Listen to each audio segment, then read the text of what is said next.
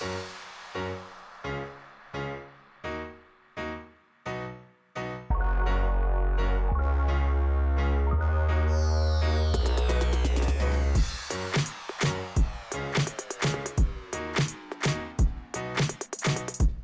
تزال الفنانة المصرية شيرين عبد الوهاب تعيش تداعيات تعليقاتها الساخرة على النجم المصري عمرو دياب.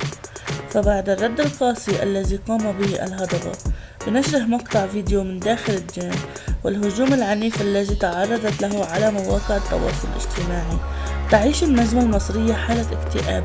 وأكد أحد المقربين من شيرين لفيتو أنها دخلت في نوبة بكاء شديد والتزمت منزلها ولم تسمح لأحد بزيارتها خلال اليومين الماضيين، كما أنها لم تفكر في البحث عن الشخص الذي سرب لها الفيديو.